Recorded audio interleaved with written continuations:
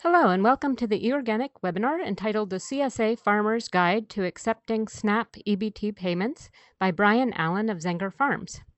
My name is Alice Formiga and I'm the webinar coordinator for eOrganic. eOrganic is the organic agriculture community of practice with eExtension. You can find all of our published articles, videos, and our many upcoming and recorded webinars on organic farming and research topics on our website at extension.org/organic_production. We'd like to welcome today's speaker, Bryan Allan. He is the Assistant Farm Manager at Zenger Farm, a nonprofit educational urban farm in Portland, Oregon.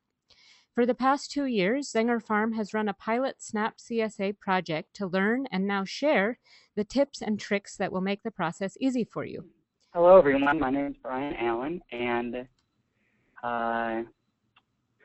really quickly, if you're watching this at a later time, you can go to OregonSnapCSA.com and click on the tab Info for Farmers, and then at the very top of that website is a link for the guide.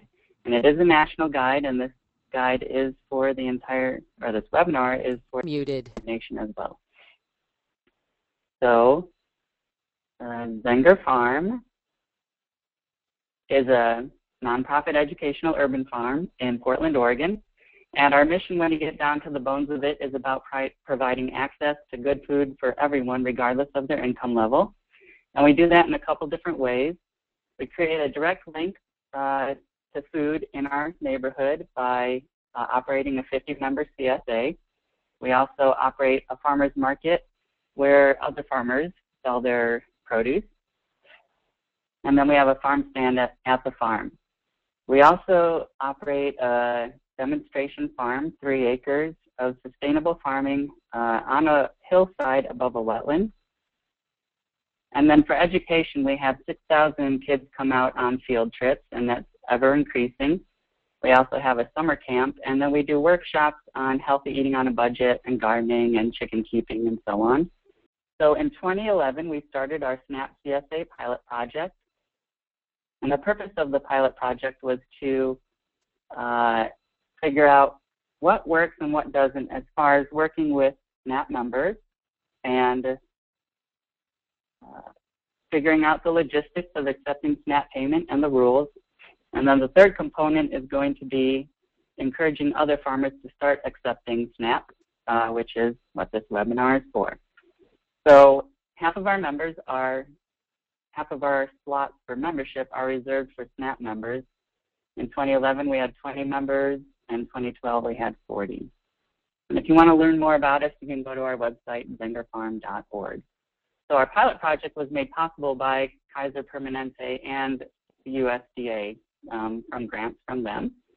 And then we also collaborated with some other Oregon SNAP CSA farms, which started accepting SNAP before we did, so trailblazers, and we got their feedback.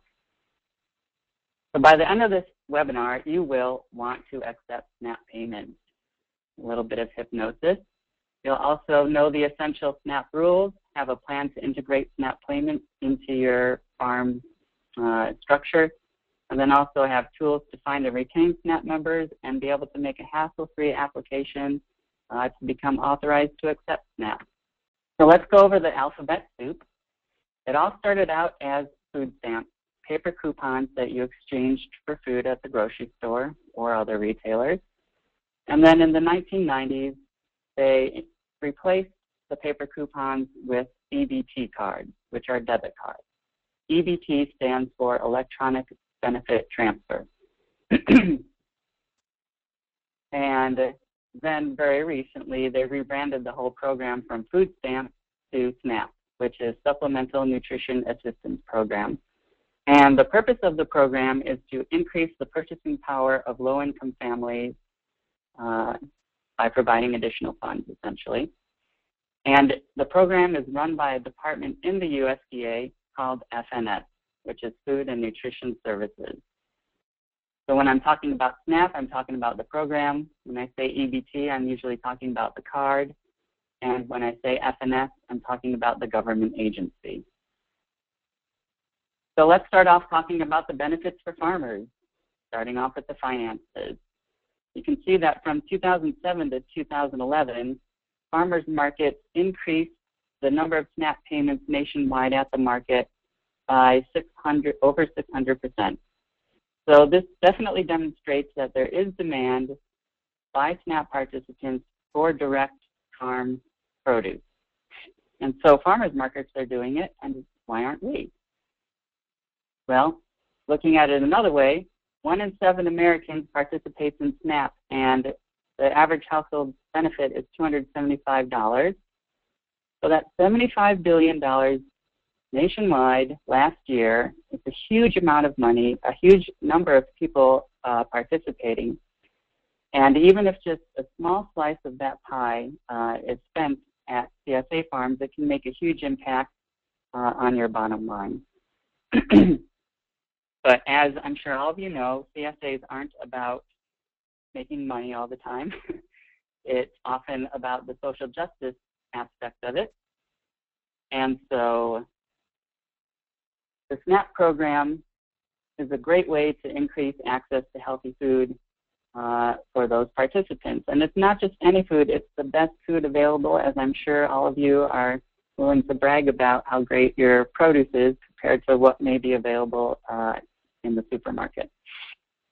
And then, of course, you all know that your CSA members are going to develop lifelong skills when they've got a huge variety of new and interesting products from your farm to cook with that they haven't had to do before. So a bit of trial by fire, and you learn lifelong skills, whether or not you're going to be in a CSA the rest of your life.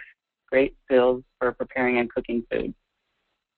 And I'm sure a lot of you have also heard criticism that CSA farms are meant for the affluent, and that's largely because of the large upfront payment. And so folks have tried to deal with that by offering scholarships, sliding scale payments, etc. But the downside of that is that it's often money out of the farmer's pocket, and there are no CSA farmers getting rich off of their CSA.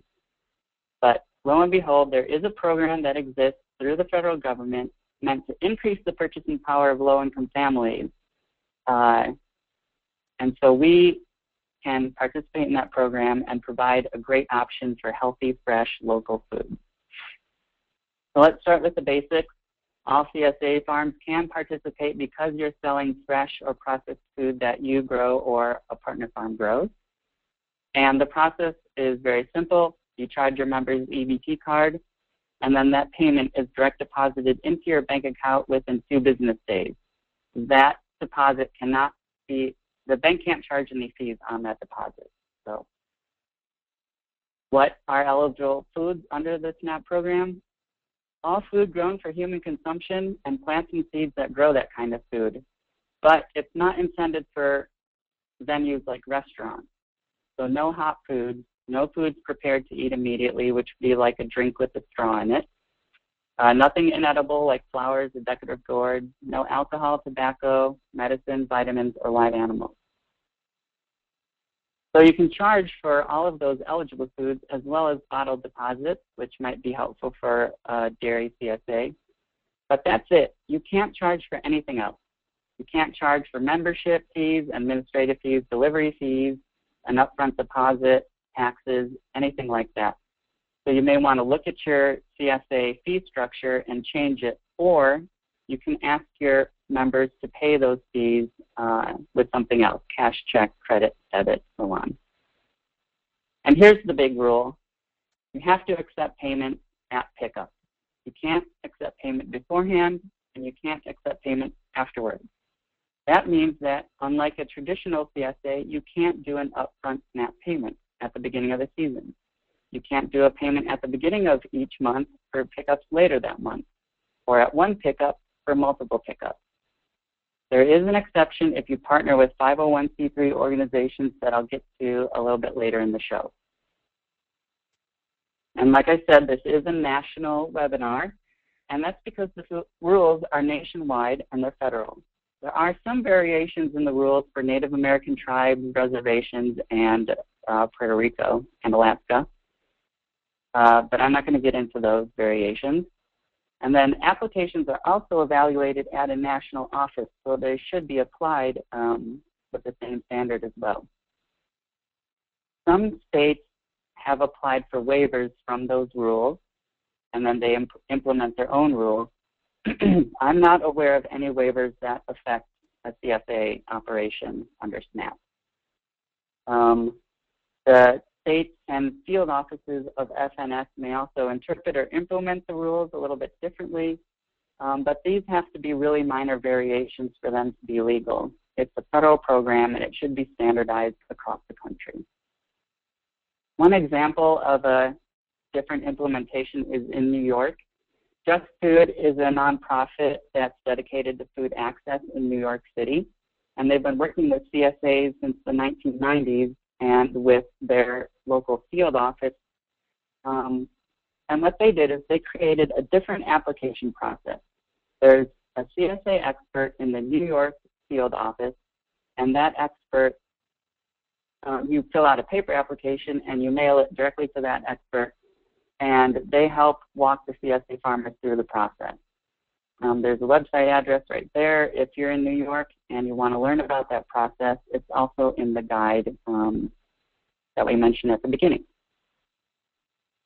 So let's talk now about envisioning how these payments are going to work at your CSA. The first model is with the EBT-only wired terminal. So on the left, you have your SNAP member, and on your right, you've got your farmer with his little John Deere hat on and his pile of veggies ready to hand out to his members. And he's got a terminal there. It's a wired terminal, so it needs to plug into the wall for electricity and for a telephone landline. And then your member is going to come to your share pickup, take out his EBT card, swipe the card, enter in a PIN, and then a receipt will print for both the member and the farmer, just like a regular debit card. And then the member gets their veggies. Every state provides a free EBT-only wired terminal through a state vendor. I'm going to get into the vendor process later on. So this situation is great if you've got access to plug those things in at the pickup site and it's a face-to-face interaction. Another possibility is working with your local farmers market if they have an existing SNAP payment structure in place already.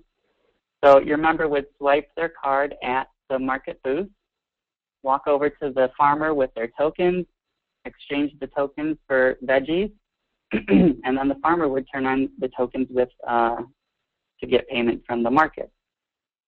This is a great system if you already are at a market and the market has a SNAP system in place.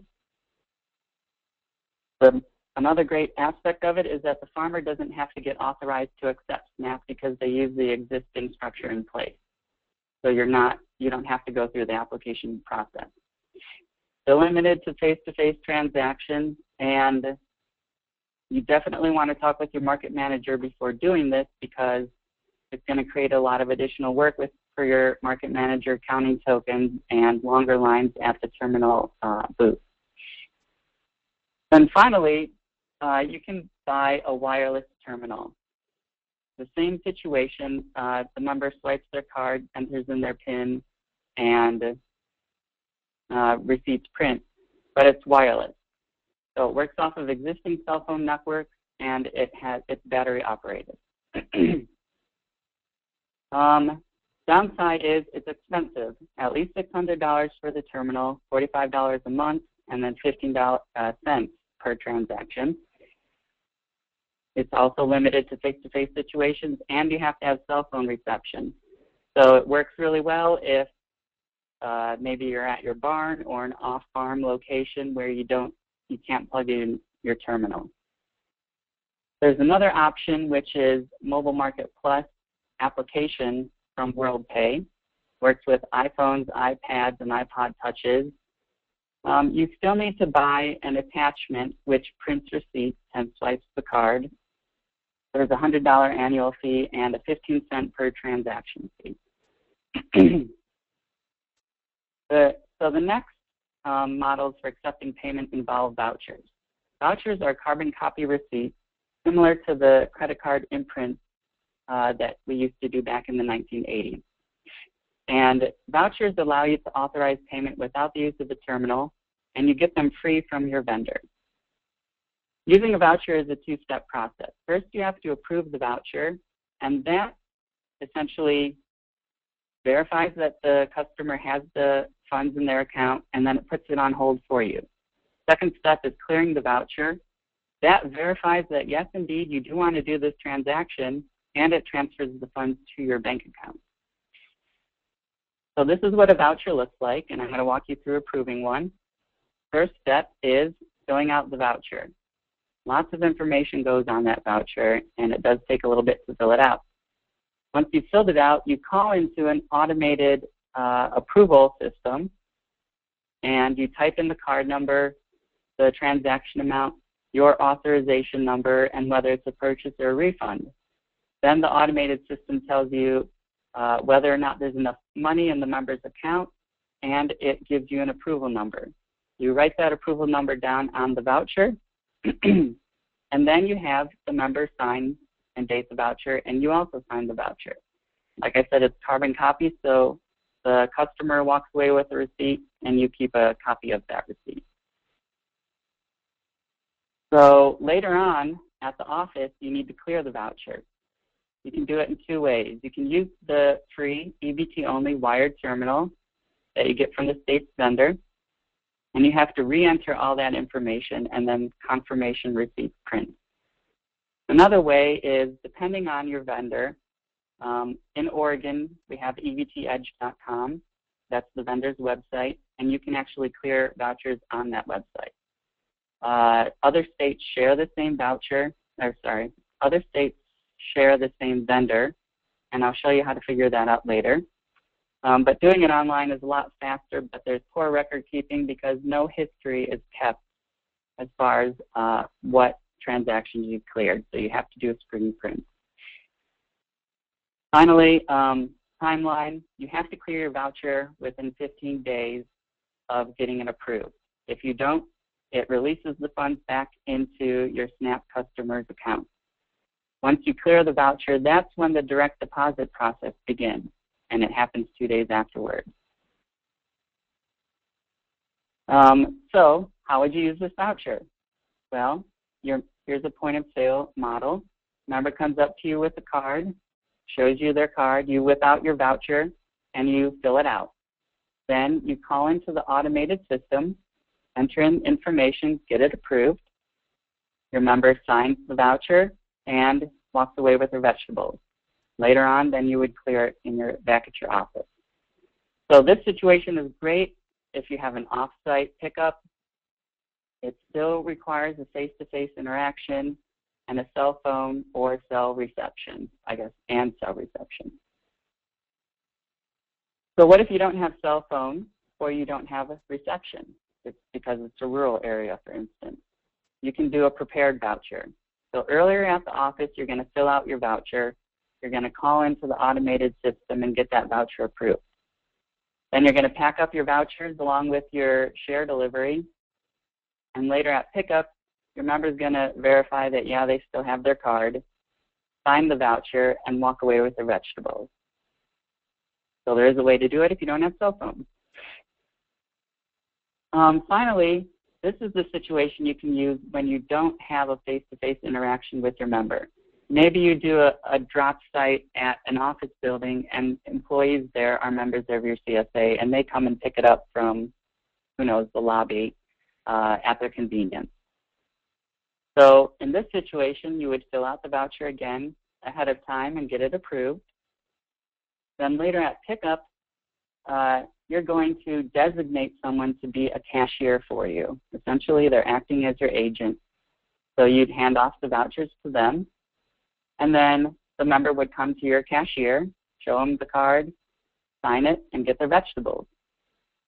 So this is great if you don't have a face-to-face interaction, and it's still free. So as you can probably tell, setting up wired terminals or wireless terminals or filling out vouchers and going into automated systems can be a little bit time-consuming. And isn't there an easier way? Well, if you're going to do it under the rules, the short answer is no, there's not. You can get a volunteer to operate the terminal or fill out the vouchers, and that can save you a little bit of time. We're going to touch real briefly. Zenger Farm has some policy change recommendations. Allow upfront for monthly payments. And this isn't just from the convenience of the farmer's perspective.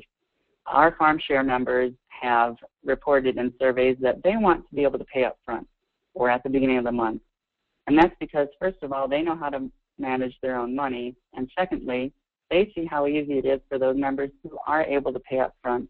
They just check their name off the list and pick up their vegetables. They don't have to wait in line to pay and so on. So I'm not going to go over everything, but if you're interested in getting involved in policy change, you can go to OregonSnapCSA.com. So now I want to talk about the nuts and bolts of working with SNAP members, the process to become authorized to accept SNAP, and then getting yourself set up with the terminal and the vendor. The first thing I want to touch on is that SNAP members, with 15% of the population of this country, it's people from all walks of life. You really cannot stereotype them or put them into a specific group. There are some general conclusions we can draw, though, from our experience working with SNAP members and other farms as well. Many SNAP members are first-time CSA members. So a lot of the issues that you're going to have with somebody who hasn't been in a CSA before, you may also have with a SNAP member. Hopefully, as more CSAs begin to accept SNAP, this won't be the case. Also, because SNAP members have to pay at every pickup, they're going to take up more of your time. You saw that that process is going to take more time than a single upfront payment at the beginning of the season. And then finally, in order to qualify to participate in SNAP, you have to have less than $2,000 in the bank. So there may not have as much of a financial safety net as your other members do. That may affect their ability to stick with your CSA through the end of the season should an emergency come up in their lives. So let's talk about working with SNAP members and outreach. I'm sure many of you know that your best advocates, your best salespeople are your current CSA members, so tap into that network. Let them know that you're now accepting SNAP and ask them to share the info with their neighbors, friends, and family. That's where you're going to get most of your members from. Also, don't forget to update your marketing materials, your brochures, postcards, etc. At least put text on there that says, we accept SNAP or we accept EBT cards. But you can also go to OregonSnapCSA.com, and we have these logos available for you to download, and you can use them in all of your materials. I'm going to talk more about partnering with community-based organizations, but that's a great way to do outreach. And then also publicity. I'm sure every newspaper, radio station, they often have spring news stories about CSAs. So what a great angle on the CSA story. Hey, we're now accepting SNAP, and an additional 15% of the population can now participate in our CSA. So reach out to those news organizations. And finally, if you're in Oregon, we've created a website, OregonSnapCSA.com, where SNAP CSAs can list all of their pickup sites. And when you go to the website, the first thing you find is a map with pins on it. Each pin is a pickup location for a SNAP CSA. Pin has an F on it if the pickup day is Friday, a W if it's Wednesday, and so on.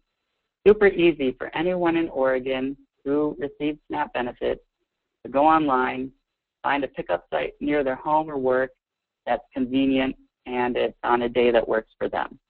Click on the pin and a bubble comes up explaining when you can get the share, what type of CSA, whether it's vegetable, meat, whole diet, so on, the month it distributes, and a link to their website. There's also a table a little bit lower down that presents the same info, different format.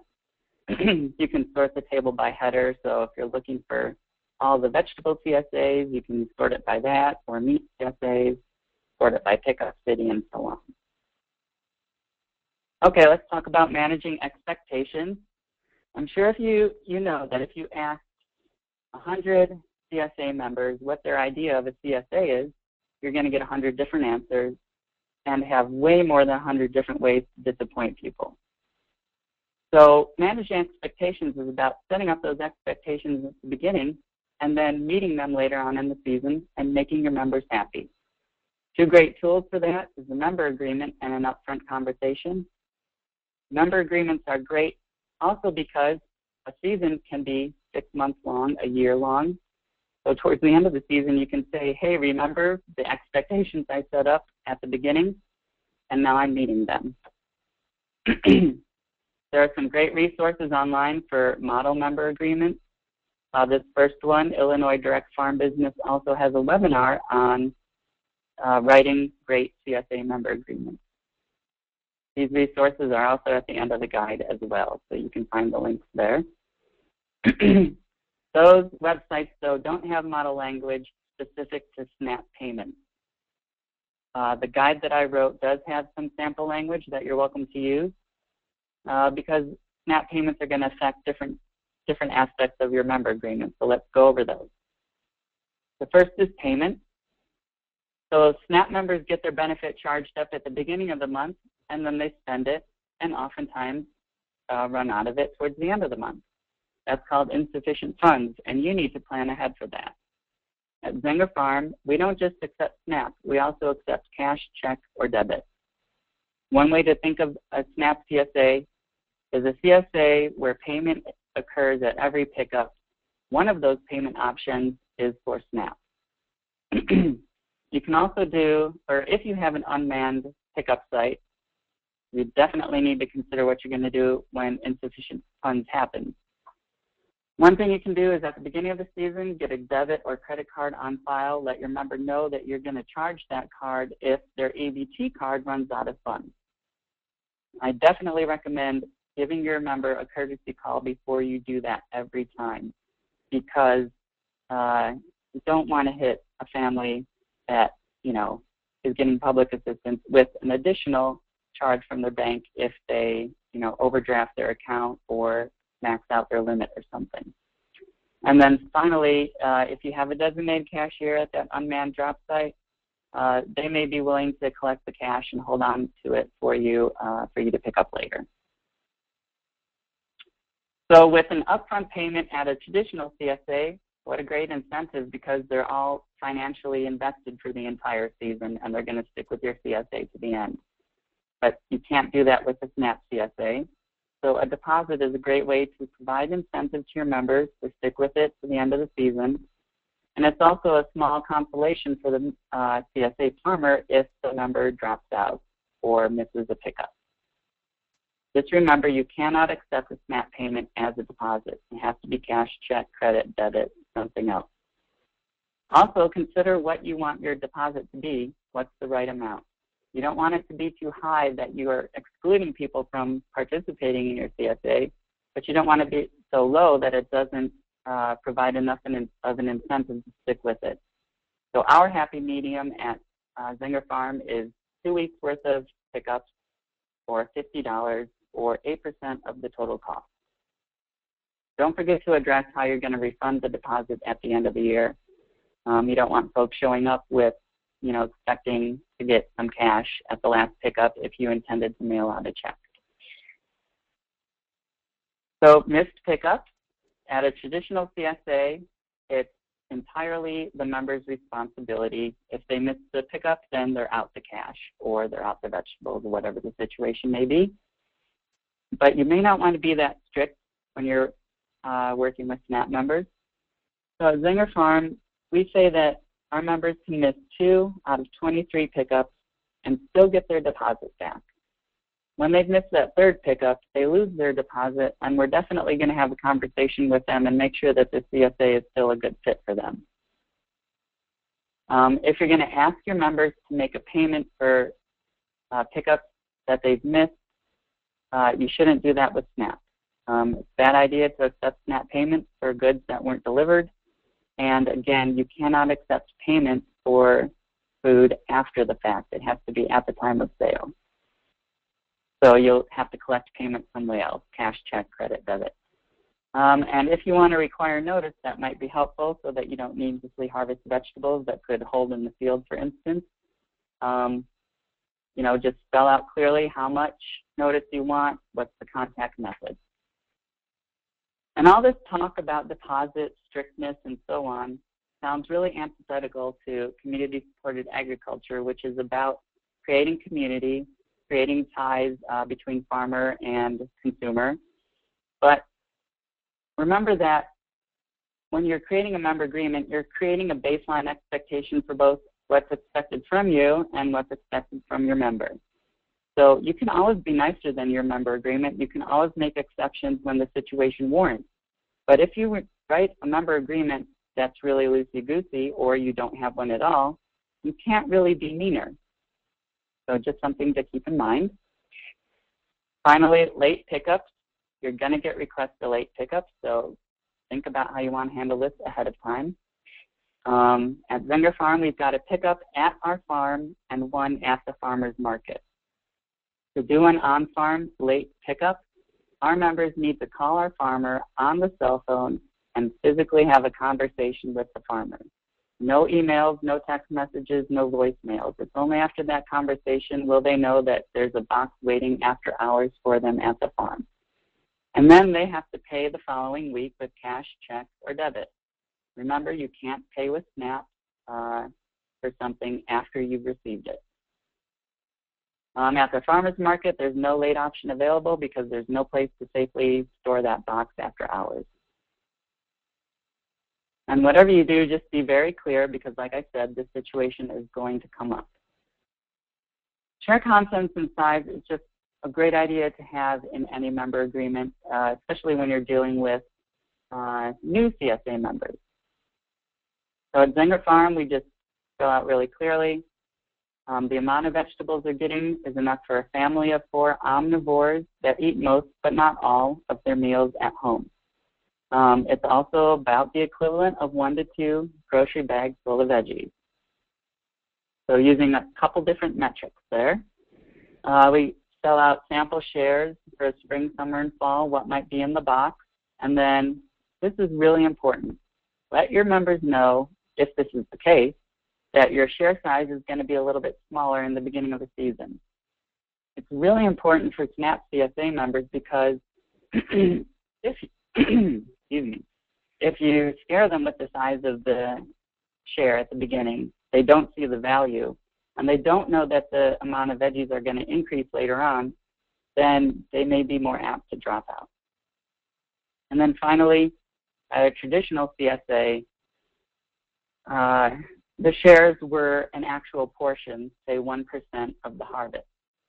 Just spell out how you're handling bumper crops and crop failures. At Zenger Farm, it affects the ratio of vegetables in your box, but not the overall value.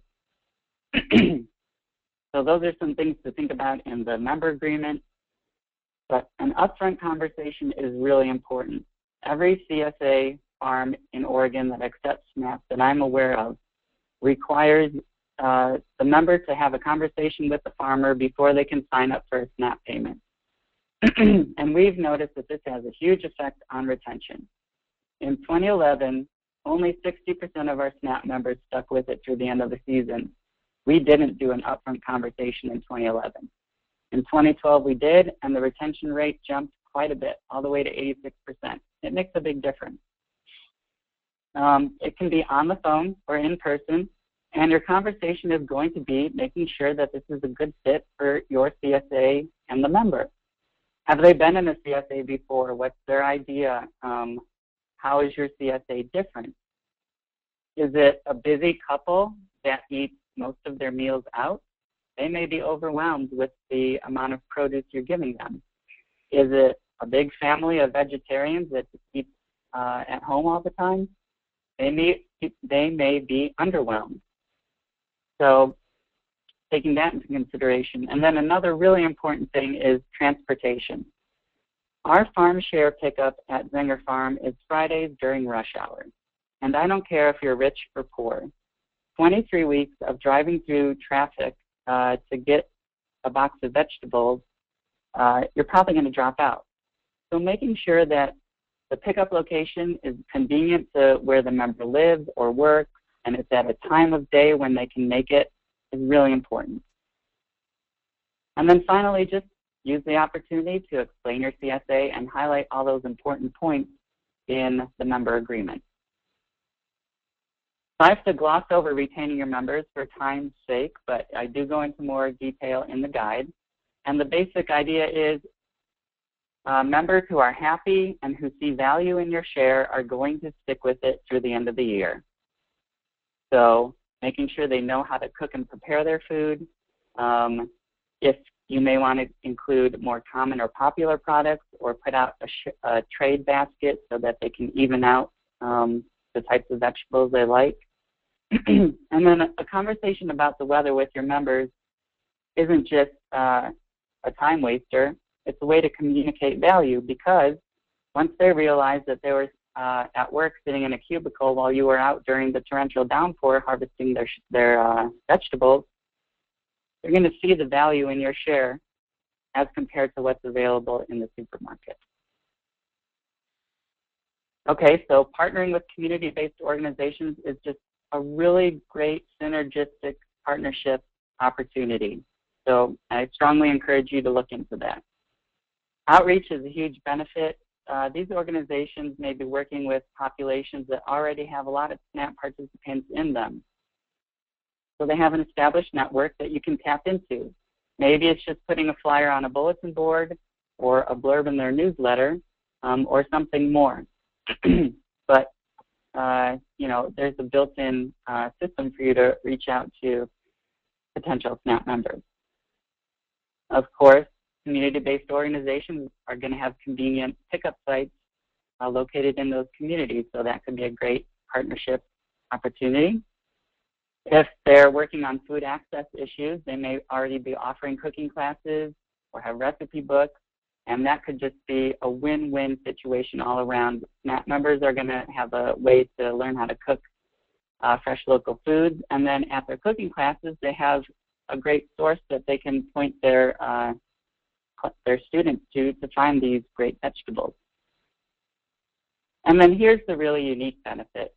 If you partner with a CBO, they can accept payment 14 days in advance, which is an additional way to provide an incentive to your members to stick with your CSA through the end of the season.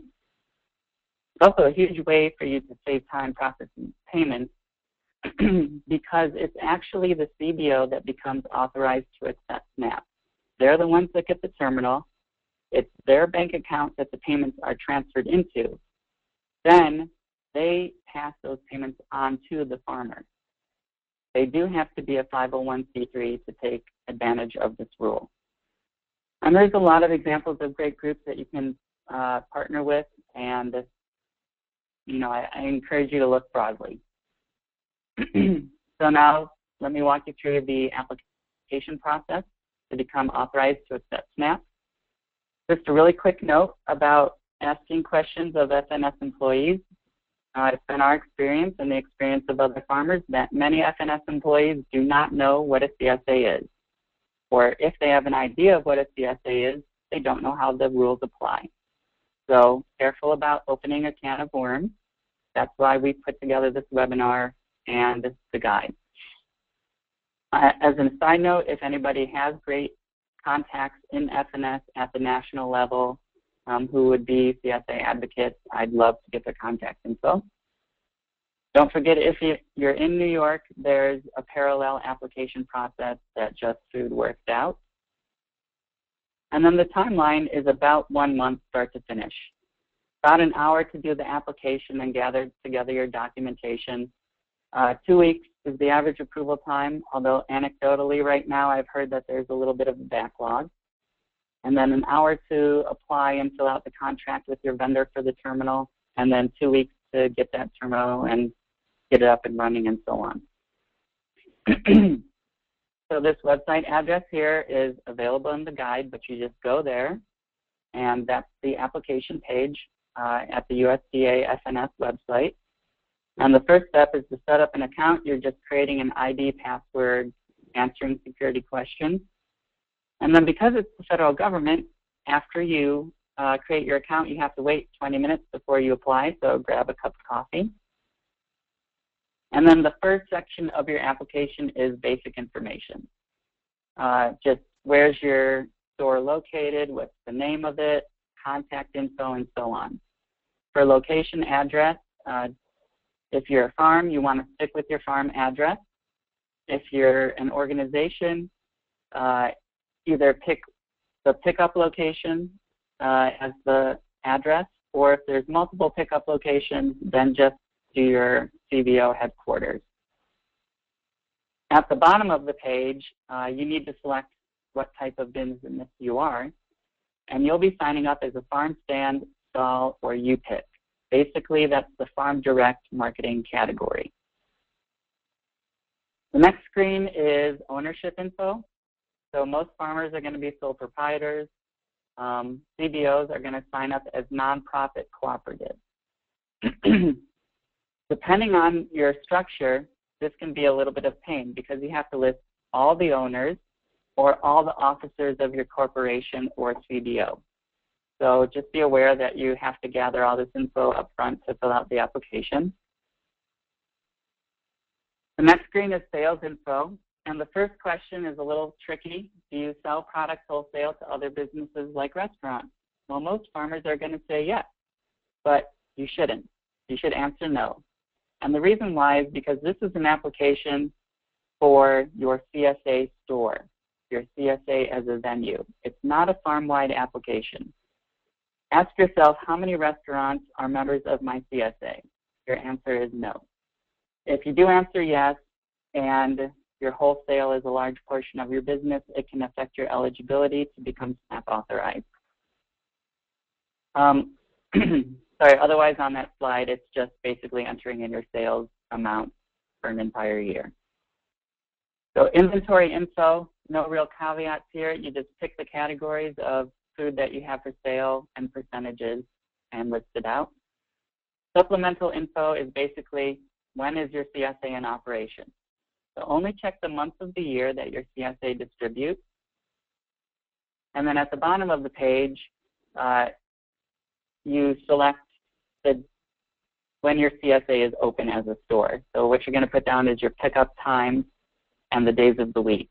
If you have multiple pickups, just merge those all into one master schedule and fill out all of the days and times that you have pickups. And that's it for your application. There's a button there on the screen for you to print it off or download it for your records. And then just check the box that says you're telling the truth and click submit. You're not quite done yet, though. You do have to follow up with documents. If you delay sending in the documents, your approval is going to be delayed. So print off a cover sheet and a signature page. Sign the signature page. The cover sheet has an address on there for you to mail these documents to. It also has a phone number if you have questions. The documents they require are typical, but it may vary based on your application. So these are just typical requirements. And a note, it's for all the owners or officers that you listed. So that's a photo ID for everyone, social security number for everyone. Photo ID can be anything government issued, like driver's license, passport, so on. Social security number can be a social security card, can be a copy of your 1040 tax return signed. They list examples here. Business license can be a little bit tricky. If you're signing up as a CBO, you're going to include your 501c3 certification and your bylaws. If you're a farmer, you may not have a business license. It's often not needed. So sales tax permit is one of the examples that they have here. You're basically trying to prove that, yes, my business is something that exists. So one thing that we found is you probably registered doing business as name with your state. You can use that registration and mail a copy of it in. If you're having trouble brainstorming a document that says that you exist, call up that number on the cover sheet and ask the people there for help, and you should be able to come up with a solution. And then you can relax because you're almost done. Like I said, it's about 2 weeks on average. It's taking a little bit longer right now. They do have up to 45 days are possible. So just a quick word about vendors. Vendors are the businesses that provide the terminals. They're the ones that actually take the money from the state and put it into your bank account. Every state contracts with one vendor to provide a free wired EBT-only terminal. If you go to that website, you can find a list of those vendors by state. If you want a terminal that does anything fancier, that accepts credit or debit or is wireless, then you need to get in touch with a third-party vendor. There's dozens of them. I list a few of the major ones in the back of the guide. And then there's also that iPhone app and the company that's associated with that. So your easy last steps after you've gotten approved is that what happens in Oregon anyways, and probably most states, is that your state F&S department is going to tell the state vendor, hey, we got a new person who's approved. Then that vendor is going to mail an application out to you. Usually they find out within 1 or 2 days of your approval, so it's a pretty quick process. And that application packet has a contract. It also has just a simple application and wants to know your bank account info. Some of the stuff in the application doesn't apply to farms, like how many checkout lanes do you have? So if the questions are not applicable, just put NA in that space. Once you get your terminal from the vendor, at least in Oregon, the vendor rep will give you a call. They'll walk you through setting up your terminal, they'll answer all sorts of questions that you have. Really, the customer service from here on out, you're going to be talking with your vendor. They're the ones that supply the vouchers, the machinery, you know, they're the ones that are going to get the money from the government to your bank account. If you want something fancier, something that's wireless or accepts debit or credit, then it's up to you to contact the vendor of your choice. Get different pricing from them and pick someone that you want to go with. The state isn't going to broadcast to all these businesses, hey, we've got a new fish in the pond, why don't you go try and catch the business?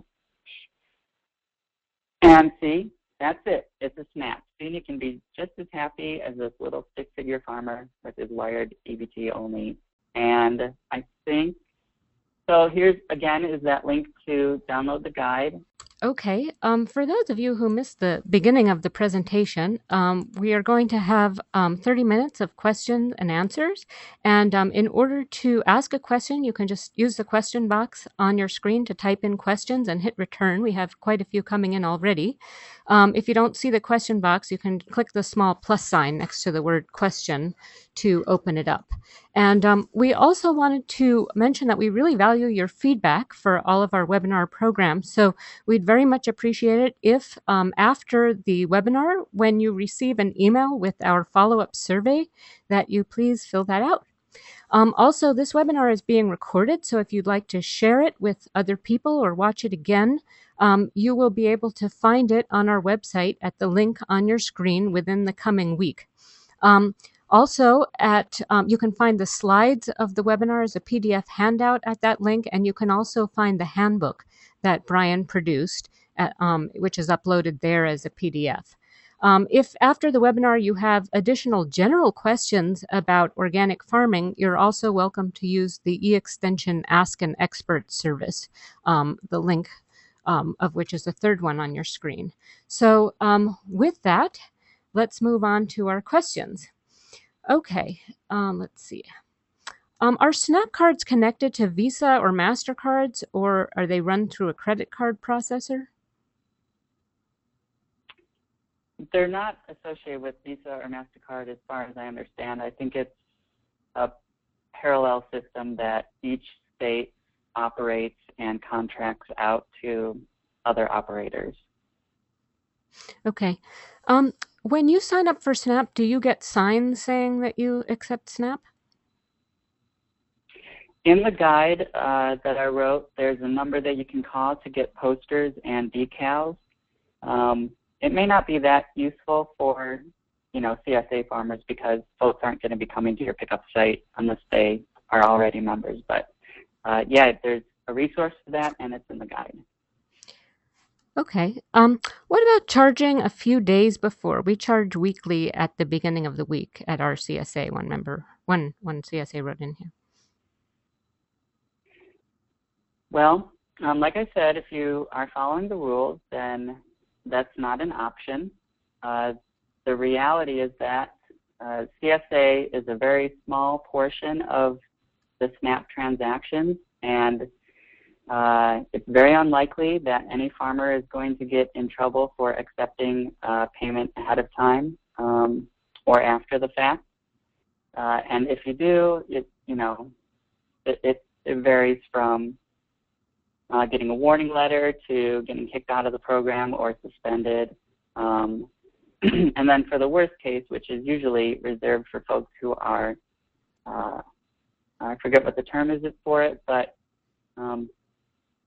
laundering money essentially, then there's fines and criminal penalties. But as far as accepting payments early, it's not high up there on the bad things that you can do. Okay. What if the value of your CSA per week is more than what people can afford or are used to affording debit from their cards, or are used to putting as a debit on their card? Mm-hmm. Mm-hmm. So, well, it sounds like maybe there's two questions. The first is, doing a sliding scale or a scholarship can work really well with accepting SNAP payments. We do scholarships at Zenger Farm, reducing the weekly cost from $25 to $18, and those members have 100% retention, so they definitely see the value in it. But I don't think it's necessary. We just had a private donor who was really interested in supporting our program, and we decided to use the funds to offer a number of scholarships. The other question is, I think if there's only let's say there's only $15 in their account, but the cost of the share is $25. I'm pretty sure that the receipt for the automated system will tell you how much money is available in the account, and then you can charge for just that amount, and then they can pay for the difference with cash, check, credit, or debit. Okay, thanks. I just typed into the chat box the full URL of the address of the FNS website. Thanks very much for that. The whole thing, including the HTTP and the www, wasn't displayed on the slide, so that's helpful. Thank you. Okay, so one person commented that you have to put in a very complicated password when you're applying for SNAP payments. This person says that if our farm is a nonprofit, if it is a 501c3, can we apply for the 14-day in advance option? So that exception was actually created for nonprofit cooperative buying groups. And first of all, those existed back in the 1970s when the food stamp rules were written. And so that's probably why they got an exception. But a nonprofit buying club can't work unless the members can first pool together their money and then, buy in bulk from a large supplier and then divvy it up once they get it back in the mail. So that's why they created the 14-day exception. I think we're starting to parse technicalities here, but if your farm is acting as a nonprofit cooperative buying club, buying food from one vendor and then distributing it to different folks, then yes, definitely you can use the 14-day rule. If you're growing your own food, slightly shake your ground, but I highly doubt that anyone is going to complain.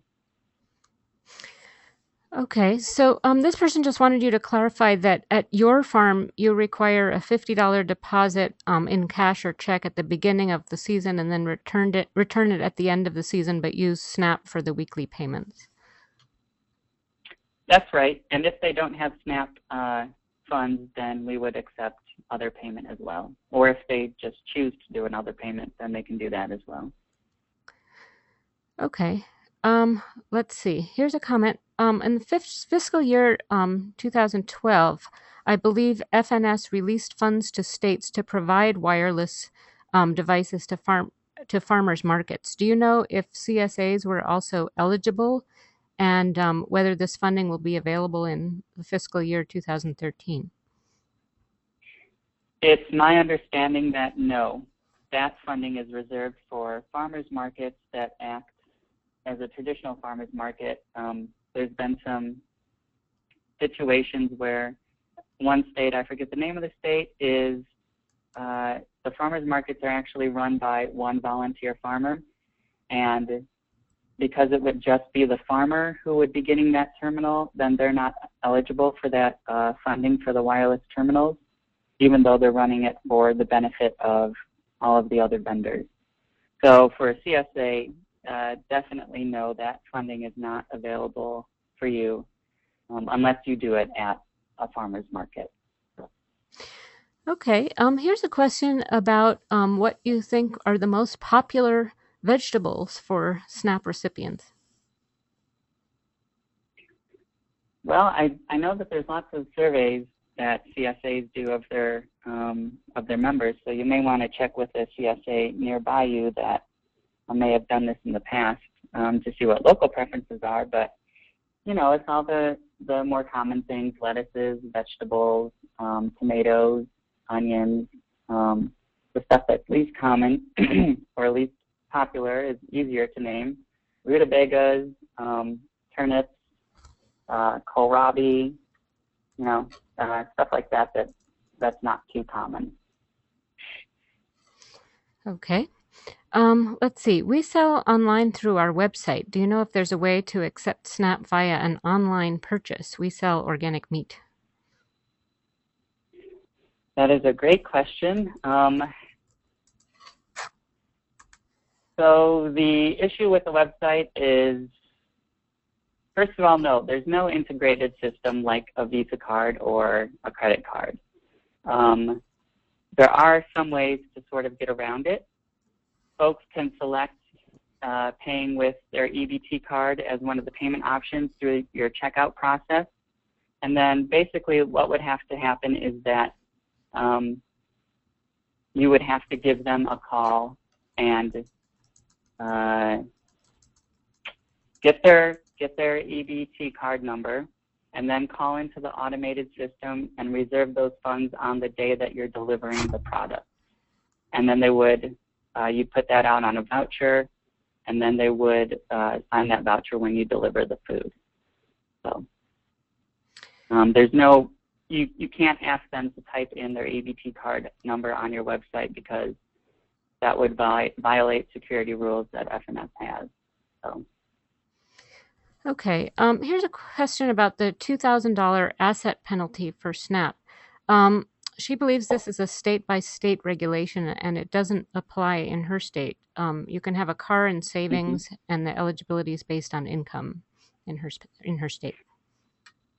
That's true. Some states have gotten waivers from the $2,000 requirement. Okay. Let's see. Here's a question. Let me understand this. If I partner with a church, the church fills out the application for me rather than I fill it out. Yes, they don't fill it out for you. They fill it out for themselves because they're the ones who are going to be authorized, and they're the ones that are going to have to process the payment. So your name would actually never appear on the application. It would just be the name of the community-based organization. Okay, I'm doubting that this next one is true, but you can answer this. Will the SNAP card work if you currently use a virtual terminal to accept credit cards? No, it won't. Okay. That's an easy one to answer. Right. Okay. This listener works for a for-profit cooperative operating a CSA. What can I expect to be different about our application process? Yes. So it depends on the structure of your cooperative. If all of your member farmers are owners, then where the hassle comes in is listing all of those folks who are owners on the application and then getting copies of their ID and Social Security card number. So that's really the only difference, is based on how you structured that business. You have to list out the owners or the officers of the business. Okay. Do you have any suggestions for not having SNAP participants stand out when the only people who are paying with a card are SNAP participants every week? Yeah, we definitely gave this a lot of thought at Zenger Farm, because you don't, you don't want to create two different classes of CSA members. First of all, our member agreement is the same whether or not you're a SNAP member or not. And actually, this next year, we're going to be taking a few folks who aren't SNAP members, but they'll be paying on a weekly basis. So aside from the hassle, I really haven't noticed anything. If you asked me to line up all of my CSA members and pick out the ones that pay with SNAP, I wouldn't be able to do it. So I don't really think that it actually creates an issue in practice. Okay. How exactly do the tokens work at farmers markets? Does each token equal a certain amount, or what is a sale? What is a sale that's not an exact amount? Mm-hmm. Well, so tokens are a form of scrip. Some markets use pieces of paper or other forms of keeping track of the amount of SNAP dollars that the customer has purchased. But as far as I know, most markets do $1 increments, and you can't get cash back change for that. So you may either reduce the price a little bit or throw in extras to make it up to that dollar increment. Okay. Can farmers accept SNAP EBT payments for farmers market purchases?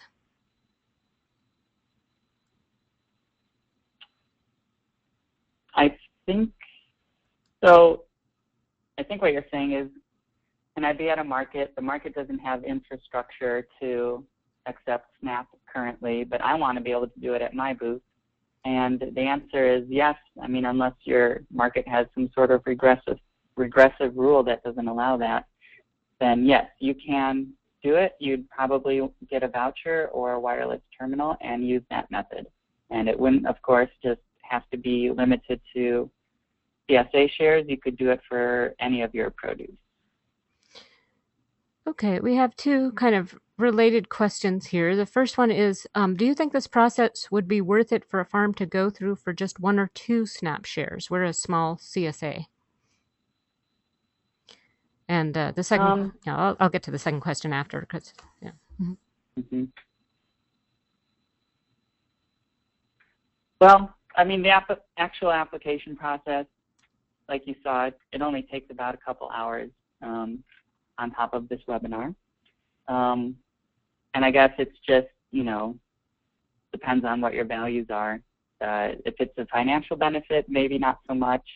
Social justice benefit, probably. So I guess that's just a personal call. Yeah. Okay, and then this one's kind of related. It's like, if there's a minimum, is there a minimum dollar amount per day or month to meet in able to get a terminal? That's a really good question.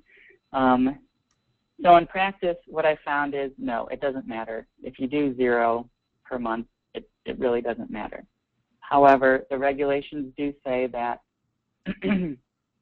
for each checkbox that you put in that application that says your store is in operation, for that month you have to take in $100 minimum in order for the EBT-only wired terminal to be free. But like I said, in practice, I have not heard of anybody ever being charged or asked to return the terminal if their monthly SNAP sales were less than 100. Okay, here's a comment. I think this person may have read this on the website or had read this somewhere. It said, free point of sales EBT-only devices, about free point of sales EBT-only devices. Markets that conduct $100 or more in SNAP business per month are eligible to receive a free POS device that can process solely EBT transactions. To receive and use such devices, markets must have a central location with electricity and a phone line where the device can be placed and operated. And I guess he's not sure if that was clear or is still true. Yes, absolutely, it's still true. And like I said, in practice, I've never heard of anybody getting charged for having SNAP sales under $100 each month. Okay. How do we obtain the paper vouchers to be used by SNAP customers? Mm-hmm. Those are obtained through your vendor.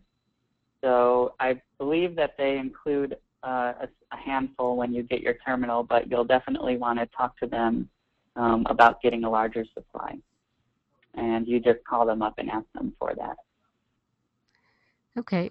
Do you have to apply for SNAP every year or just once only? You only have to apply for SNAP once. However, if your farm location changes or the ownership of your farm changes, then you will need to reapply. Okay. Here's a question about whether or not we can make and keep a copy of the SNAP card as a reference for working with vouchers. No, you're not supposed to do that. So one way to follow that rule is to, so the very first voucher you fill out, you will either have to call up that individual and jot down their number on the voucher or copy it down from their card that they show you. But you can keep that voucher receipt. And so the first voucher receipt you have has all the info on it. So you're not supposed to make a separate record of the EBT card number, but you're going to get one after your first transaction. Hope that makes sense. Okay. Let's see. Do you know if nonprofits only have the ability to process 14 days prior only or also 14 days after? And how could she find out if my state allows the waiver? It's 14 days prior, not after. There's a prohibition about accepting SNAP payments for sales made on credit. And really that's about not taking advantage of customers who are paying with SNAP by forcing them to come back to your store because they've built up a debt. So that's why that rule exists. And so I don't know how to get a waiver process going. You definitely want to contact your state. And the way it's a fairly involved process because the state actually has to apply with the federal government to get the waiver. I know that the Mobile Market Plus iPhone, iPad, iPod Touch application, they got a waiver in Michigan where they don't need to have a printed receipt. They can email it or text it.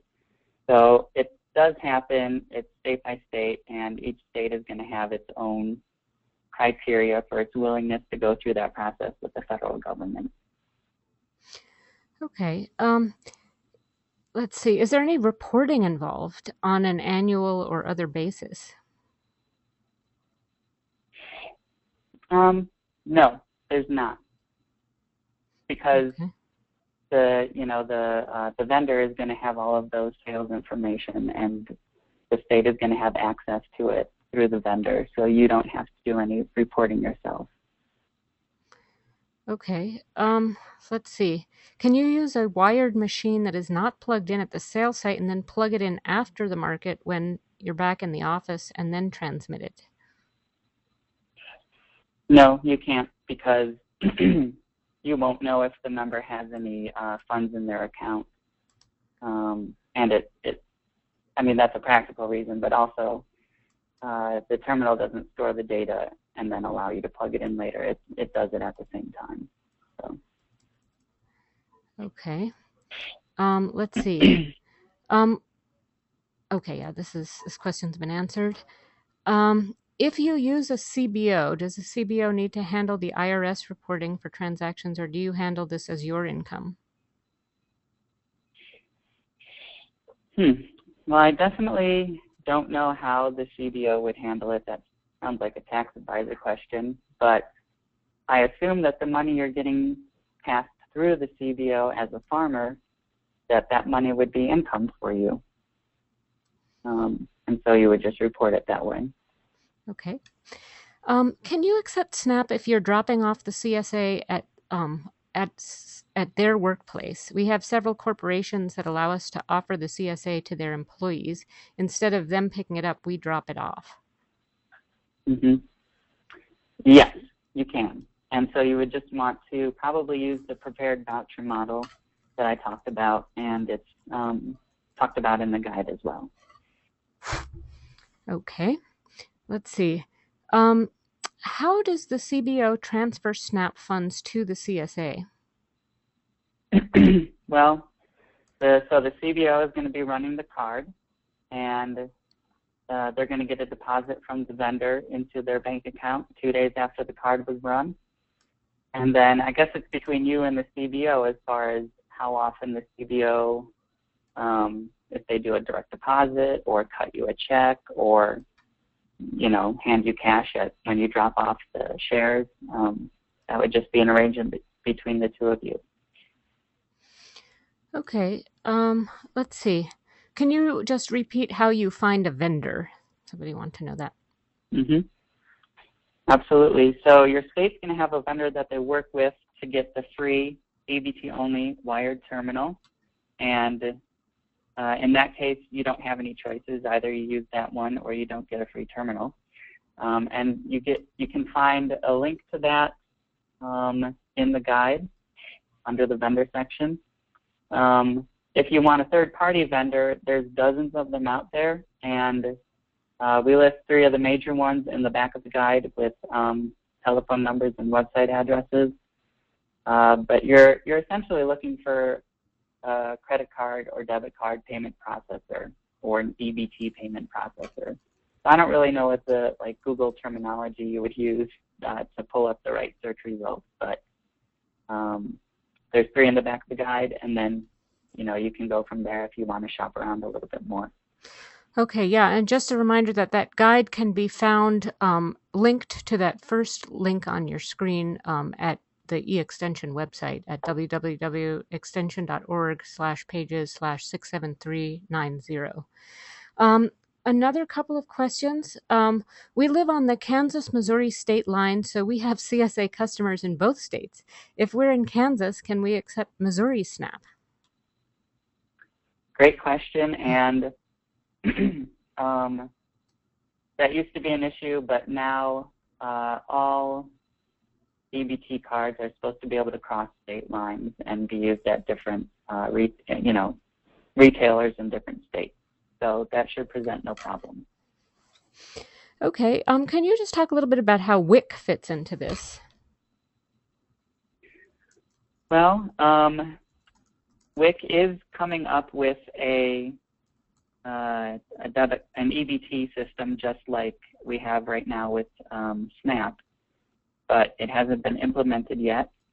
And the WIC rules are similar, but they're not the same. So you can definitely create a SNAP WIC CSA as well and accept that as an alternate payment. And you'll need to look at the rules because there's certain products I think that aren't included in WIC or Food Direct Nutrition. I can't remember. But yes, it can complement this really well. Okay. Is there anything different in the application process if you're in the first year of your CSA?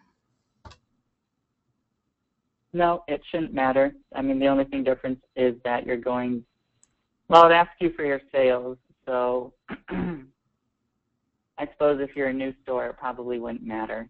But they ask you for your store opening date, so it would be more recent. And they ask you for your sales over the past, and they give you different time frames, week, month, year.